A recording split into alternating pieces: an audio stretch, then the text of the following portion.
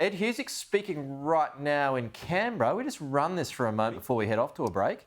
In the last 24 hours, we've seen some fairly significant events, and I want to mark them out. First, we've had the official recognition that 60,000 Gazans have been killed since October 7 through the way in which the Netanyahu government has pursued Hamas and its failure to distinguish between civilian and combatant, which is a central tenet of international humanitarian law, a devastating statistic for Palestinians and, frankly, the world. The second thing that we have seen is human rights groups, significant human rights groups within Israel, like B'Tselem, officially state that what we are recognising or seeing before our eyes in Gaza is genocide, and they have made that point.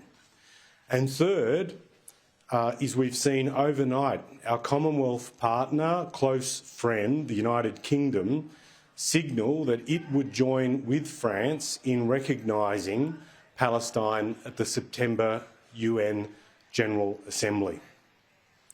These events in just 24 hours speak to a tide of events that we cannot ignore. Our government previously and most recently, frankly, has indicated some very strong arguments as to how we would recognise a state of Palestine. It's understandable that we have sought to see the satisfaction of key conditions prior to that occurring.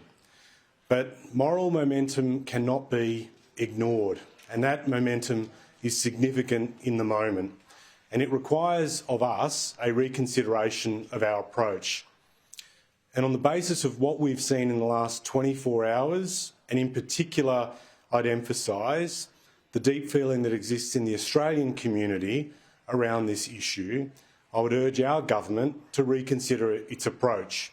We can still maintain that we have conditions that we believe need to be satisfied, not the least of which is the build-up of democratic institutions within the state of Palestine, the demilitarisation of Hamas, for example, but we can flag our preparedness to join with both France and the UK to signal our commitment to recognise Palestine now.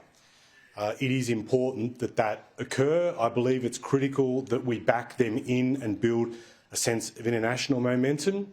And the other point I would make is Australia's a good country. We're a great nation, and we recognise for the way in which we conduct ourselves on the global stage. With the good standing that we have, joining with friends like the French and the United Kingdom, we can build critical momentum that importantly can be put to bear on the Netanyahu government to stop a manufactured humanitarian crisis by them, the starvation of innocent civilians, to bring that about and an end to that, but also to be able to establish two states in that part of the world that will be the key to long-term stability there and will also be important to protect future life. Ed Husic, the UK decision seems to have been led by a backbench push, or at least the fear of one.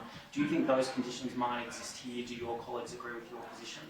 I have to say we have been talking, colleagues have been considering this across the backbench. There is a deep feeling within the caucus about how right it is to recognise Palestine, and I would much rather that colleagues speak for themselves. I'm speaking on things I strongly and deeply believe in, but as I said, there is a moral momentum now that we are all witnessing, and Australia can lend its great weight to that momentum in making the decision to recognise.